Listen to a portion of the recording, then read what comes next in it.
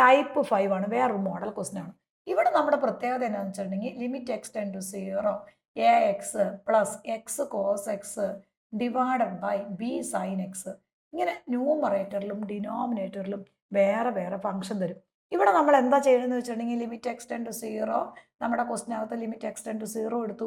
ഈ ന്യൂമറേറ്ററിനെയും ഡിനോമിനേറ്ററിനും നമ്മൾ ഒരേ സമയം എക്സ് കൊണ്ട് ഡിവൈഡ് ചെയ്യണം. അപ്പോൾ എ എക്സ് ആവും. അപ്പോൾ plus x cos x divided by x കൊണ്ട് ഡിവൈഡ് ചെയ്തു. അതുപോലെ b sine x divided by x എഴുതി. അപ്പോൾ ശരിക്കും ഫലത്തിൽ എന്താണ്, ഇവിടെ ഒരു എക്സ് കൊണ്ട് മൾട്ടിപ്ലൈ ചെയ്തു, ഇൻറ്റു ഇവിടെ ഒരു എക്സ് കൊണ്ട് മൾട്ടിപ്ലൈ ചെയ്തു. ഈ ഒരു എക്സും ക്യാൻസൽ ആയിപ്പോയി. നമ്മുടെ ഫോർമുലയിലേക്ക് നമുക്ക് വാല്യൂ കൊടുക്കണമെങ്കിൽ എന്തൊക്കെ ആവശ്യമുണ്ടോ അതെല്ലാം നമുക്ക് ആഡ് ചെയ്യാം. ആ ചെയ്യുന്നത് എപ്പോഴും അത് നമ്മൾ നേരെ ഓപ്പോസിറ്റ് ചെയ്താൽ മതി. ഇനി ഇതിനെ നമ്മളൊന്ന് സ്പ്ലിറ്റ് ചെയ്യും.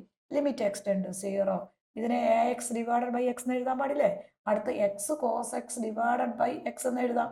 ഇവിടെ ലിമിറ്റ് കൊടുത്തു. അതുപോലെ തന്നെ ഇവിടെ b sine x divided by x എഴുതി. നമ്മൾ ഓരോ ഫംഗ്ഷനകത്തും ഓരോന്നിനെ നമ്മളൊന്ന് സ്പ്ലിറ്റ് ചെയ്ത് എഴുതി. ഇനി ഇവിടെ നോക്കി, ഈ ഒരു എക്സും വെട്ടിപ്പോയി, ഈ ഒരു എക്സും ഇവിടെ ഒരു എക്സും വെട്ടിപ്പോയി. ഇവിടെ അപ്പോൾ limit x tends to 0 a plus cos x എന്നായി നമ്മുടെ വാല്യൂ. ഡിനോമിനേറ്ററിൽ ബി കോൺസ്റ്റന്റ് ആണ്, അത് 1/b നമ്മൾ പുറത്തെടുത്തു.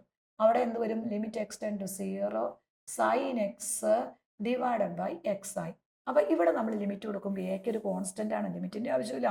അപ്പൊ എ എവിടെ വരും, ഇനി ഇവിടെ ഈ കോസ് എക്സിന് ലിമിറ്റ് കൊടുക്കുമ്പോൾ കോസ് 0 ആണ് ഡിവൈഡഡ് ബൈ ഇത് നമുക്ക് എന്തായി 1 ആയി. ഇവിടെ എ പ്ലസ് ഓൾറെഡി ഒരു 1/b അവിടെ കിടപ്പുണ്ട്, അത് അങ്ങനെ തന്നെ എഴുതണം. അപ്പൊ എ പ്ലസ് കോസ് 0 എന്ന് പറഞ്ഞ 1 ഡിവൈഡഡ് ബൈ ബി ഇൻറ്റു 1 എന്ന് പറഞ്ഞാൽ ബി. നമ്മുടെ answer is a plus 1 divided by b ആയി.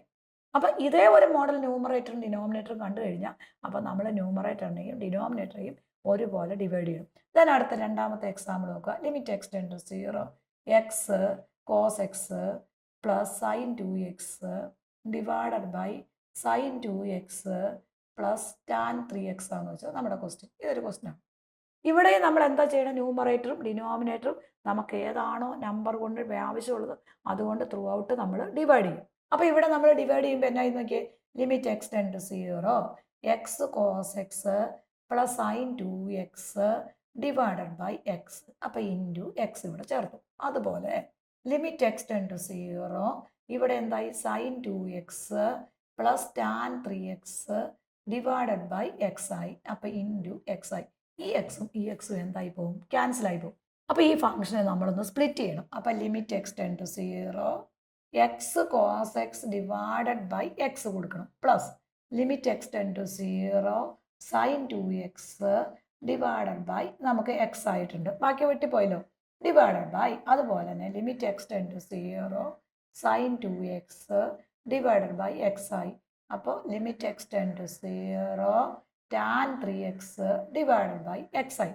ഇനി നമ്മൾ നോക്കണം ഏത് നമ്പറാണ് ഇവിടെ ഓരോന്നിനെയും 1 ആക്കാൻ വേണം. ഇത് രണ്ടും വെട്ടിപ്പോയി, ഇവിടെ നമുക്ക് ആവശ്യമില്ല. അപ്പോൾ ഇവിടെ എന്നാ വരുന്ന നോക്കിയാൽ limit x tends to 0 cos x ആവും. ഇവിടെ നിങ്ങൾ നോക്കിക്കേ limit x tends to 0 sine 2x by x. ഇതിനെ 1 ആക്കണമെങ്കിൽ എന്താവശ്യമുണ്ട്, നമുക്ക് ഒരു 2 വേണം. അപ്പോൾ തന്നെ ഒരു ഇവിടെ 2 ചേർത്തു, ഇവിടെ 2 ചേർത്തു. അപ്പോൾ ഈ ഒരു ടേം 1 ആയി. അതുപോലെ ഇവിടെയും നമ്മൾ എന്ത് ചെയ്തു, limit x tends to 0 sine 2x divided by x ആണ്. ഇവിടെ 2 വേണം, ഒരു 2 ഇവിടെ നമ്മൾ 2 ചേർത്തു, അപ്പോഴത് 1 ആവുള്ളൂ. ഇവിടെ 2 ചേർത്തു പ്ലസ് അതുപോലെ ഇവിടെയും എന്ത് വരും, limit x tends to 0 tan 3x ആണ് ഡിവൈഡഡ് ബൈ എക്സ് ഉണ്ട്. അപ്പോൾ ഇവിടെ ഒരു 3 ചേർത്തു, ഇവിടെ ഒരു 3 ചേർത്തു, ഇവിടെ ഒരു 3 ചേർത്തു. അപ്പോൾ ഈ ടേംസ് എല്ലാം നമുക്ക് വാല്യൂ കൊടുക്കാൻ പാകത്തിനായി അല്ലേ. ഇതെന്തായി, കോസ് 0 എന്ന് പറഞ്ഞാൽ അപ്പോൾ കോസ് 0 വരും, അത് 1 ആയി പോകും. അവിടെ നമുക്കുള്ള ആൻസർ ഇത് 1 ആയി. അപ്പോൾ പ്ലസ് 1 ഇൻറ്റു 2 ആയി. താഴെ നമുക്ക് ഇത് 1 ആയി പോയി, ഇപ്പോൾ 1 ഇൻറ്റു 2 ആയി.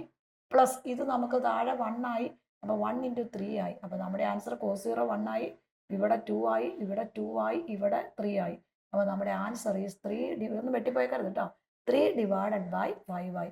അപ്പോൾ നമ്മൾ ഈ ആൻസർ ഒന്ന് നമുക്ക് ചെക്ക് ചെയ്ത് നോക്കാം. ഇതേ ആൻസർ തന്നെയായിരിക്കും നമുക്ക് ചെക്ക് ചെയ്യുമ്പോഴും നമുക്ക് കിട്ടണം. നമ്മുടെ അവിടെ വരുന്ന കോൺസ്റ്റന്റുകളാണ് നമ്മുടെ ആൻസർ ആയിട്ട് വരുന്നത്. ക്ലിയർ ആയല്ലോ. തേർഡ് ക്വസ്റ്റ്യൻ നമുക്ക് നോക്കാം.